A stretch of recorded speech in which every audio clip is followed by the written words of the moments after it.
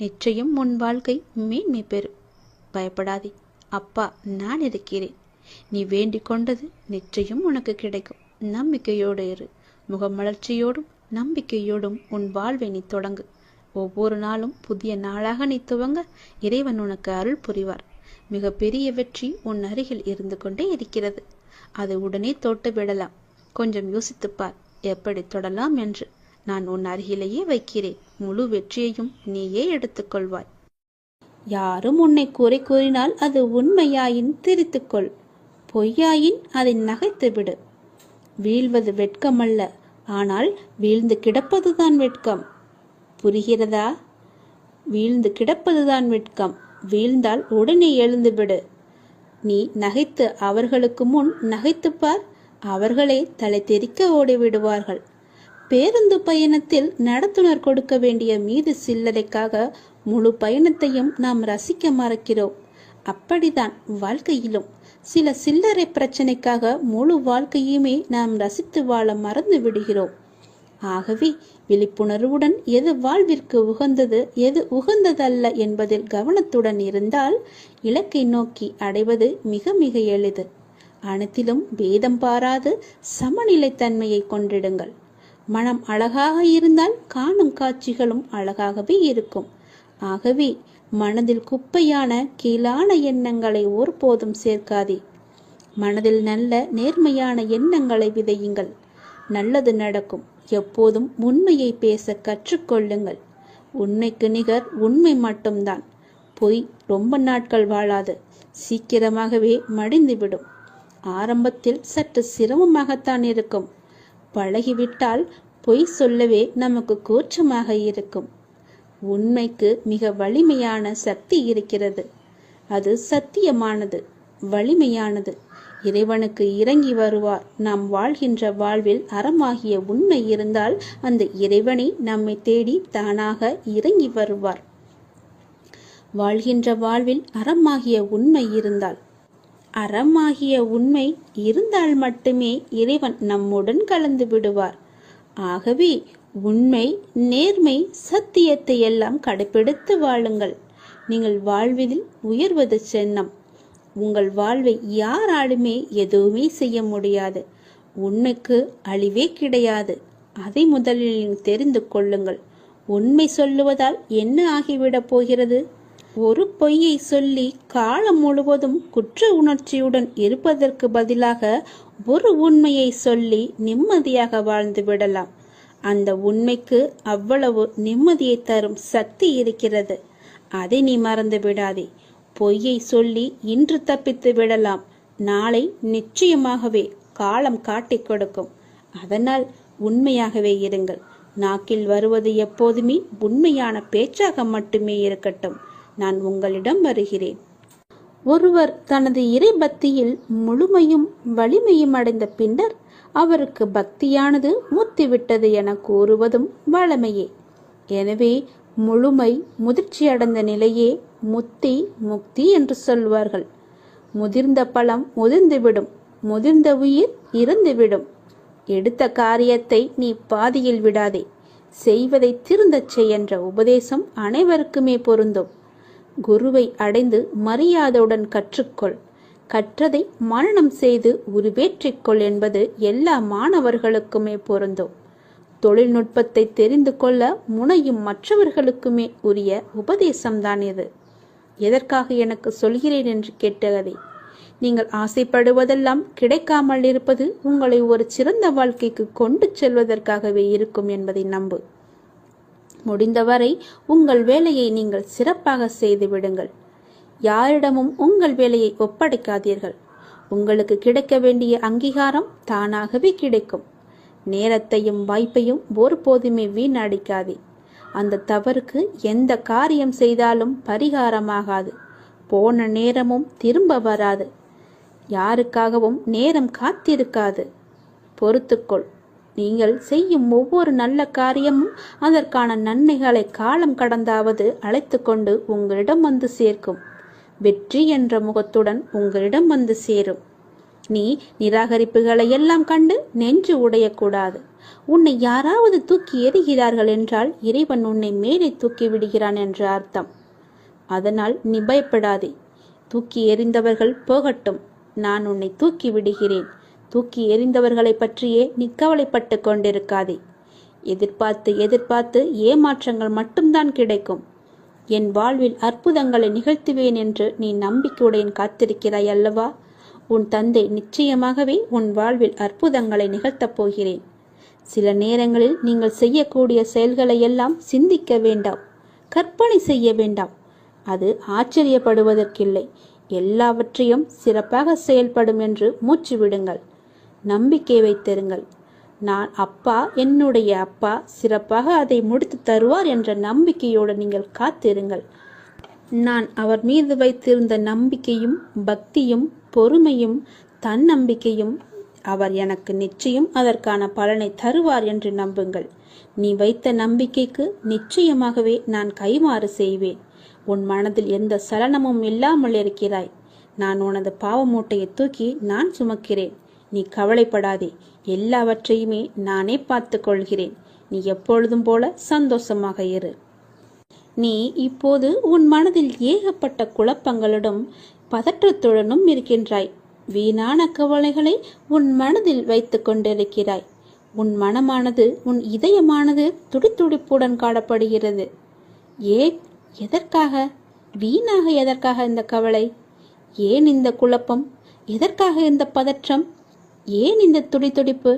நீ முதலில் அனைத்தையுமே விட்டுவிடு. உன் வேலைகளை பார்த்து கொண்டிரு. போகிற போக்கிலேயே போய்கொண்டிரு. எதையும் நீ தூக்கி சுமந்து கொண்டிருக்காதே. அதை முதலில் மறப்பதற்கு என்ன செய்ய வேண்டுமோ அதை செய். உன்னுடைய மனம் அதிலேயே லயித்து இல்லாமல் வேறு பக்கம் திருப்பு. அப்போதுதான் அவற்றை பற்றி எண்ணம் உன் மனதில் இழுக்காமல் இருக்கும். நான் உனக்காக அவதரித்தவன். நான் இருக்கும்போது எதற்காக நீ கவலைப்படுகிறாய்? உன்னை நல்லபடியாக உயர்த்த உனக்காக பாடுபட்டு கொண்டு நான் இங்கே இருக்கிறேன். தயவு செய்து நான் உன்னுடன் இருப்பதை நீ உணர்ந்து கொள். நான் வருவதற்கு முன்பும் வந்ததற்கு பிறகும் நடந்து கொண்டிருப்பதை நீ உணர்ந்து கொள். நான் வருவதற்கு முன்பு என்ன செய்து கொண்டிருந்தாய், நான் வந்த பிறகு எப்படியெல்லாம் உன்னுடைய பிரச்சனைகள் தீர்ந்தன என்று கொஞ்சம் திரும்பிப்பார். உன்னை எப்படி நான் கைவிடுவேன் என்று ஒரு நொடியில் நீ நினைத்து விட்டாய்? உன் அப்பா உன்னை பார்த்து கொள்ள மாட்டேனா? உன்னை அவ்வளவு சீக்கிரம் விட்டு விடுவேன் என்று நினைக்கிறாயா? உன்னை அனைத்து திசைகளிலிருந்தும் பாதுகாத்து கொண்டிருக்கிறேன். நான் இருக்கும் இடத்தில் எவரையுமே நெருங்க விட மாட்டேன். நான் உனக்குள்ளே நீக்கமர நிறைந்திருக்கிறேன். என் கண் பார்வை உன் மீது விழுந்து கொண்டிருக்கும் போது எந்த கெடுதலும் வந்து உன்னை துன்புறுத்திவிட முடியாது. தெரிந்து கொள், எந்த துன்பமும் உன் அருகில் கூட வர பயப்படும். நான் இருக்கிறேன், நீ பயப்படாதே. உனக்கு வரும் பிரச்சனைகள் எல்லாமே சிறு சிறு வகைதான். பயப்படாதே. பெரிதாக ஒன்றையும் நான் கொடுக்க மாட்டேன். கொஞ்சமாவது உனக்கு பக்குவம் வேண்டும் என்பதற்காகத்தான் இதையெல்லாம் கொடுத்தேன். சின்ன பிரச்சனையை பெரிதாக பார்க்காதே. மனதில் போட்டு குழப்பத்தை ஏற்படுத்தாதே. உன்னை நீயே பதற்றப்பட வைக்காதே. வீணான கவலைப்பட்டு உன் உடம்பை நீ வீணடிக்காதே. உன் இதயம் சீராக துடிக்க வேண்டும். அப்பொழுதுதான் நீயும் நன்றாக இருப்பாய். எப்படி என் வேண்டுகோள்கள் அனைத்தையும் இப்படி நிறைவேறியது என விரைவிலேயே நீ ஆச்சரியப்பட போடுகிறாய். கவலைப்படாதே குழந்தையே. என் கண்ணிலிருந்து வரும் அருள் கதிரால் நீ பாதுகாக்கப்படுகிறாய். அதனால் நீ கவலையை விடு. என்னுடைய கண்ணின் ஒளி உன் மீது இருக்கிறது. என் பார்வை முழுவதுமாகவே உன் மீது மட்டும்தான் இருக்கிறது. என்னை மீறி எதுவுமே உனக்கு நடக்காது. பயப்படாமல் தைரியமாக இரு. சந்தோஷமாகவே வைத்துக்கொள். நீ எப்பொழுதும் அமைதியாகவே இருக்கக்கூடாது. யார் உன்னை கீழே நோக்கி விழ செய்தார்களோ அவரை நோக்கி நீ மேலே எழு. எதற்காகவும் தயங்கி போய் கூனி குறுகி நிற்காதே. உனக்கு துணையாக உன் அப்பன் ஈசன் நான் இருக்கிறேன்.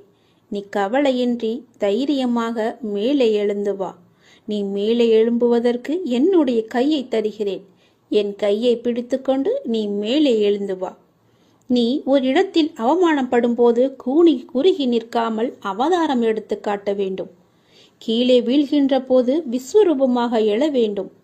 உன் மனம் புண்படுகின்ற போது எல்லாம் புன்னகை செய். அதுவே அவர்களுக்கு மிக பெரிய தண்டனையாகிவிடும்.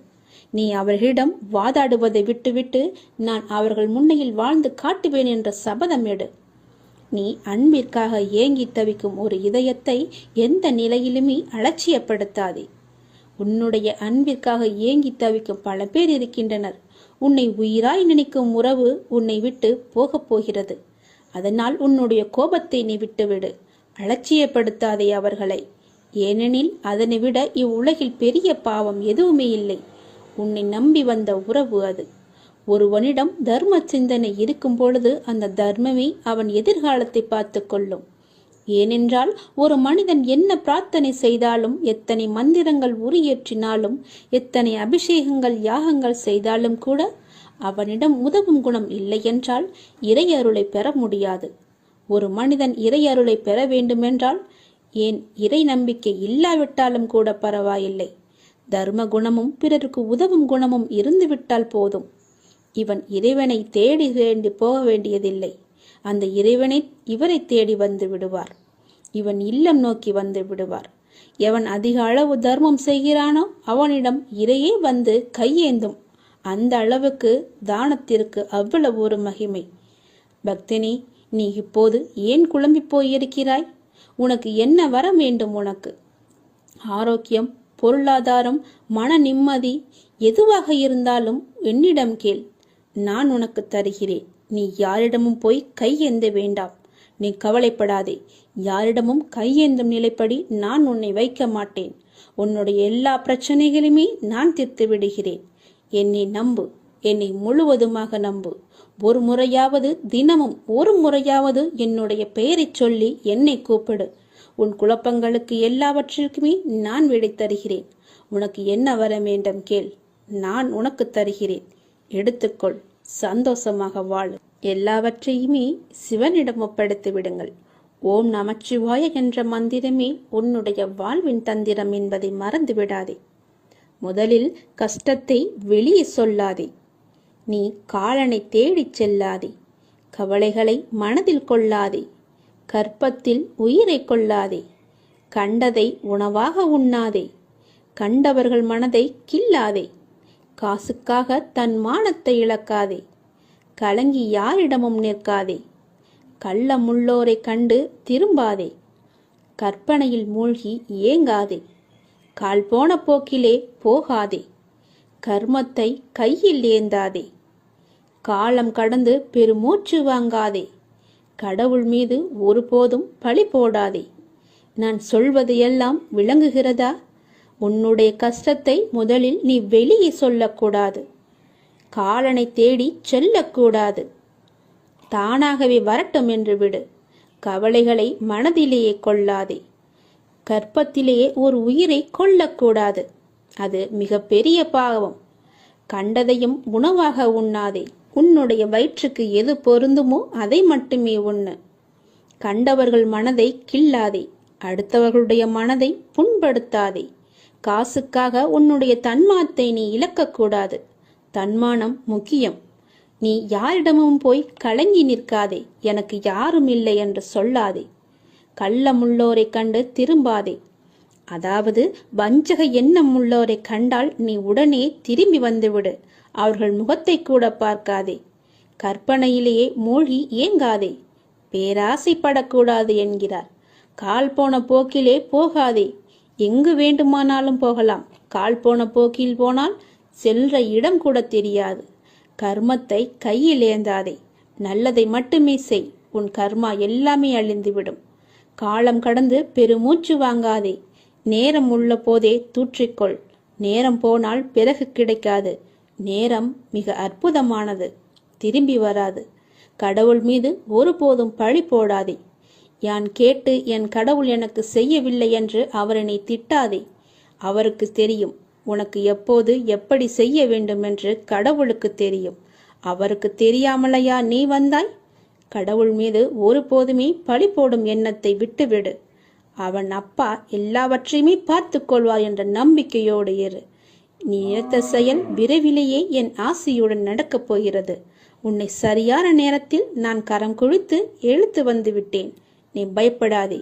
எல்லாமே என்னுடைய ஆசைப்படியே நடக்கும். வாழ்வில் நடைமுறையில் உள்ள சில விஷயங்களை யதார்த்தமாக நீ புரிந்து கொண்டால் இன்பத்தையும் துன்பத்தையும் சமநிலையில் ஏற்கலாம். நீ முயற்றுப்பார். என் துணையோடு எல்லாவற்றையுமே போராடிப்பார். போராட்டமே இல்லாத வாழ்க்கை இங்கு யாருக்குமே அமைவதில்லை. போராட்டத்தை சந்திக்காத எந்த உயிரும் இந்த பூமியில் வாழ முடியாது. தெரிந்து கொள். பிறந்தது முதல் இறப்பது வரை போராட்டம் இருந்து கொண்டுதான் இருக்கிறது. பிறந்த குழந்தை கூட அழுகை என்னும் சத்தம் செய்துதான் தன்னுடைய தேவைகளை பூர்த்தி செய்கிறது. போராட்டத்தில் பிறந்து போராட்டத்தில் வளர்ந்து போராட்டத்தில் மடிவதுதான் வாழ்க்கை. இன்று மனிதன் போராட்டம் இல்லாத வாழ்க்கை வாழ ஆசைப்படுகின்றான். அதைத்தான் விரும்புகின்றான். வாழ்க்கையில் தங்கள் குறிக்கோளை நிலைநிறுத்திக் கொள்ள ஒவ்வொரு மனிதனும் இவ்வுலகில் போராட வேண்டியிருக்கிறது. பூந்தோட்டத்தில் ஒவ்வொரு நாளும் புது புது மலர்கள் பூப்பதுண்டு. ஆனால் அவை நிலைப்பது இல்லை. அது நியதியும் இல்லை. அதுபோலத்தான் வாழ்க்கை என்னும் பூந்தோட்டத்தில் ஒவ்வொரு நாளும் புது புது மலர்களாக பூத்து கொண்டிருக்கிறோம். எவ்வாறு பூந்தோட்டத்தில் மலர்ந்த ஒரு பூ நிலைப்பது இல்லையோ அது போலத்தான் வாழ்க்கையும். போராட்டங்கள் இல்லாமல் வாழ்வில் எதுவுமே வெற்றி பெற முடியாது. போராட்டம் இல்லை என்றால் வாழ்க்கை உப்புச்சப்பு இல்லாமல் போய்விடும். வாழ்க்கையில் உங்களுக்கு அழுவதற்கு 100 காரணங்கள் இருந்தாலும் சிரிப்பதற்கு என்னிடம் 1000 காரணங்கள் இருக்கிறது என்று வாழ்ந்து காட்டு. சரியான நேர்மையான வாழ்க்கை பயணப்பாதை முட்கள் நிறைந்த கரடுமுரடான பாதைத்தான். இப்பாதையில் முட்களாகவும் கரடுமுரடான கற்களாகவும் பிறரின் அவமான பேச்சுக்களும் பழிச்சொற்களும் நியாயமில்லாத விமர்சனங்களும் தான் நிறைந்திருக்கும். அதை நீ தெரிந்து கொள். வாழ்க்கை என்பது அவ்வளவு சுலபமல்ல. களை இல்லாத தோட்டம் இல்லை. அதுபோலத்தான் போராட்டம் இல்லாத வாழ்க்கையும் இல்லை. வாழ்க்கை அழகானதாக மாற்றிக்கொள்வது உன்னுடைய கையில்தான் இருக்கிறது. எல்லோருடைய வாழ்விலும் இன்பம் துன்பம் என்று எல்லாமே கலந்துதான் இருக்கும். நாம் அவற்றை எப்படி எடுத்துக்கொள்கிறோம் என்பதுதான் மிக முக்கியம். ஆசையை குறைத்து கொள்ள வேண்டும். மன நிறைவு இருந்தாலே போதும். உன்னுடைய வாழ்வில் மகிழ்ச்சி தானாக நிலைத்து நிற்கும். போராட்டம் இருந்தாலும் கூட யாரும் வாழ்க்கையை வெறுப்பதில்லை. போராட்டங்களை எல்லாம் ஏற்றுக்கொள்ளவும் நமக்கு ஏற்றதாக மாற்றிக்கொள்ளவும் பழகினாலே போதும். வாழ்க்கை பூந்தோட்டமாக மாறிவிடும். உங்களின் வாழ்வில் நல்லது நடக்க வேண்டுமென்றால் நான் சொல்வதை பின்பற்றுங்கள். நீங்கள் எப்படிப்பட்ட பாதையில் பயணம் செய்தாலும் உங்கள் நற்சிந்தனையாலும் நற்செயல்களாலும் மலரும் புதிய பயனுள்ள மலர்களால் பாதையை நிரப்புங்கள். உங்கள் வாழ்வு இனிதாக அமையும். நீங்கள் வாழ வாருங்கள். என்னுடைய ஆசையுடன் நீங்கள் போராட்டத்தில் குதிக்க தயாராக இருங்கள். என் துணை உனக்கு உண்டு. வாழும் ஒவ்வொரு நிமிடமும் இறை சிந்தனையுடன் இருங்கள். இறை சிந்தனை உள்ள பொழுது விழிப்புணர்வுடன் ஒவ்வொரு செயலையுமே நன்றாக துல்லியமாக எந்த குறையும் இல்லாமல் செய்ய முடியும். விழிப்புணர்வுடன் நீங்கள் செய்யும் எந்த செயலும் தவறாவதற்கு வாய்ப்பே கிடையாது. விழிப்புணர்வுடன் செய்யும் செயல்கள் நிச்சயம் ஒரு நாள் வெற்றியை தரும். உங்களுக்கு கிடைக்கும் வெற்றிக்கும் தோல்விக்கும் நிச்சயமாக ஒரு காரணம் இருக்கும். இரண்டையும் ஒன்றாக எடுத்துக்கொள்ள நீங்கள் முயற்சி செய்யுங்கள். வெற்றிக்காக மட்டும் செயல்களை செய்யக்கூடாது. ஒவ்வொரு செயலையும் இறைவனுக்காக நீங்கள் செய்யுங்கள். உங்களை படைத்த கடவுளுக்காக செய்யுங்கள். எந்த ஒரு எதிர்பலனையும் பார்க்காமல் எதிர்பாராமல் எதிர்பார்ப்புகள் இன்றி நீங்கள் செய்யும் ஒவ்வொரு செயலுமே அந்த இறைவனை போய் சேரும். உங்களுடைய புண்ணிய கணக்கில் சேரும். அதற்கு நிச்சயமாக பல மடங்கு பலன்கள் உங்களை தேடி தானாக வந்து சேரும். ஒவ்வொரு நாளின் முடிவிலும் நீங்கள் இறைவனுக்கு நன்றி சொல்ல பழகுங்கள். கண்டிப்பாக அன்றைய நாளில் நன்றி சொல்வதற்கு என்று ஏதேனும் ஒன்று நடந்திருக்கும். அதை நினைத்து இறைவனுக்கு நீங்கள் நன்றி சொல்லுங்கள். விடியும் பொழுது இறைவனின் ஆசியுடன் தொடங்குங்கள். முடியும் இரவும், அதாவது அன்றைய நாளின் முடிவும் இரவும் நன்றி சொல்லி உறங்குங்கள். மறுநாள் காலை உங்களுக்கு நல்ல நாளாகவே அமையும். இன்று எங்களுக்கு அமைத்து கொடுத்ததற்கு மிகவும் நன்றி இறைவா என்று இறைவனுக்கு நீங்கள் நன்றி சொல்லுங்கள். ஒவ்வொரு நாளின் தொடக்கத்திலும் இறைவன் மீது முழு நம்பிக்கையுடன் நீங்கள் தொடங்கி பாருங்கள். உங்கள் வாழ்வு எப்படி இருக்கிறது, அன்றைய நாள் எப்படி அமைந்திருக்கிறது என்று தானாகவே தெரிய வரும். எழுந்திருக்கும் பொழுது சட்டென்று எழுந்திருக்காமல் இறைவனின் பெயரை சொல்லிவிட்டு எழுந்திருங்கள். நன்றாகவே இருக்கும். ஒரு நிமிடம் சுதாரித்து கொண்டு பிறகு ஏந்திரியுங்கள். அப்பாவின் பெயரை சொல்லி எழுந்தறியுங்கள். உங்கள் வாழ்க்கை மீது உங்களுக்கு இருக்கும் அக்கறையை விட உங்களை படைத்த இறைவனுக்கு நிச்சயமாகவே அதிக அக்கறை இருக்கும். நம்புங்கள், நன்றாக நீங்கள் வாழ்வீர்கள். இதனை உணர்ந்தால் இறைபலமும் மனோபலமும் உங்களிடம் அதிகரிக்கும் தானாகவே. இறைவனின் அருளும் ஆசியும் உங்களிடம் நிறைந்திருக்கும் முழுவதுமாகவே. எப்போதும் இறைவனின் அருளோடும் ஆசையோடும் நாம் தொடங்கும் நாள் வெற்றி நாளாகவே நமக்கு அமையும். இறைவனுக்கு நன்றி சொல்ல மட்டும் நீங்கள் மறந்து விடாதீர்கள். இறைவனின் நாமத்தை ஜெபித்து கொண்டே இருங்கள். உன்னுடைய மனக்குமரலை நான் அகற்றப் போகின்றேன். மிக பெரிய வெற்றி உன் அருகில் இருக்கின்றது. நிச்சயம் நடக்கும். நீயே ஆச்சரியப்பட்டும் போவாய். கடந்த கால கஷ்டங்கள், இழப்புகள், ஏமாற்றங்கள், காயங்கள், தோல்விகள் எல்லாம் உன்னை விட்டு மறந்து போகும் அளவிற்கு உனக்கு நான் மிகப்பெரிய மகிழ்ச்சியை, மிகப்பெரிய வெற்றியை நான் தரப்போகின்றேன். உன் அருகில் அது வந்துவிட்டது. கஷ்ட காலங்கள்தான் கடவுள் நமக்கு உதவுவார் என்ற நம்பிக்கை உனக்குள்ளே வர வேண்டும். கஷ்ட காலங்களில் தைரியத்தை நீ இழந்து விடாதே. உங்களுக்கு நடக்க முடியாத போது சுமக்க தயாராய் கடவுள் உங்களுடனே இருக்கின்றார் என்பதை நினைவில் வைத்து கொண்டால் வாழ்க்கை பயணம் மிகவுமே சுலபமாக இருக்கும். ஒரு மனிதன் ஒரு நெடும் பயணம் மேற்கொண்டிருந்தான். அது அவன் வாழ்க்கை பயணம். நீண்ட தூரம் சென்ற பின்தான் கவனித்தான் அவனுடைய கால் தடங்கள் அருகே இன்னொரு ஜோடி கால் தடங்கள் இருக்கிறது என்று. அவனுக்கோ ஆச்சரியம். சுற்றும் முற்றும் பார்த்தான். யாரும் தெரியவில்லை. சத்தமாக கேட்டான், என்னுடன் வருவது யார் என்று.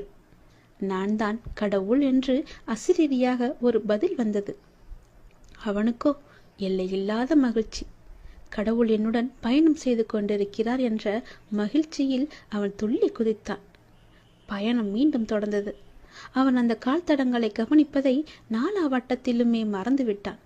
சுகமாக போய்கொண்டிருந்த வாழ்க்கையில் பிரச்சனைகள் தலையெடுக்க ஆரம்பித்தன. சிறிய பிரச்சனைகள் பெரிதாக ஆயின. துன்பமும் துக்கமும் அதிகமாயின. ஒரு கட்டத்தில் அவன் சமாளிக்க முடியாமல் தவித்த போதுதான் அந்த கால் தடங்கள் நினைவு மறுபடி வந்தது. கூடவே கடவுள் இருக்கும் போதே இவ்வளவு துன்பமா என்று தனக்குள் கேட்டுக்கொண்டவன் கால் தடங்களை கவனித்தான். அவனுக்கோ அதிர்ச்சி காத்திருந்தது. அந்த பாதையில் ஒரே ஒரு ஜோடி கால் தடங்கள் மட்டுமே தெரிந்தன. அவன் சுற்றி பின்னோக்கி பார்த்தான்.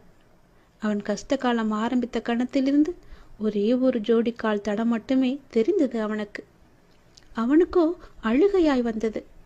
கண்ணுக்கு தெரியாத அந்த கடவுளை அழுகையினுடைய கேட்டான். கடவுளே, என் இன்ப காலத்தில் உடன் வந்து கொண்டிருந்தீர்கள். துன்ப காலத்தில் என்னை கைவிட்டு காணாமல் போய்விட்டீர்களே, இது உங்களுக்கே நியாயமா என்று. கடவுளிடமிருந்து பதில் வந்தது. மகனே, நான் உன்னை கைவிடவில்லை. உன் துன்ப காலத்தில் நீ பார்த்த காலடி சுவடுகள் உன்னுடையவை அல்ல, என்னுடையவை. இந்த கடின யாத்திரையில் நடக்க முடியாத உன்னை தூக்கி கொண்டு நான் நிறைய தூரம் நடந்து வந்திருக்கின்றேன். அதனால்தான் நீ உன்னுடைய காலடி சுவடிகளை காண முடியவில்லை. உன் கஷ்ட காலத்தில் நான் வரவில்லை என்று நினைத்து கொண்டிருக்கின்றாய். ஆனால் உன்னை தூக்கி சுமந்து கொண்டு வருவது நான் தான் என்பதை அறியாமல் சென்று கொண்டிருக்கின்றாய். அந்த மனிதன் கண்களில் நன்றியுடன் வழிந்த கண்ணீர் நிற்க நிறைய நேரம் ஆய்விட்டது. குற்றம் காண்பதில் மனிதன் சமர்த்தமானவன். அவனுக்கு அதற்கு நிறைய நேரம் தேவைப்படுவதில்லை. ஒரு நொடி போதும்.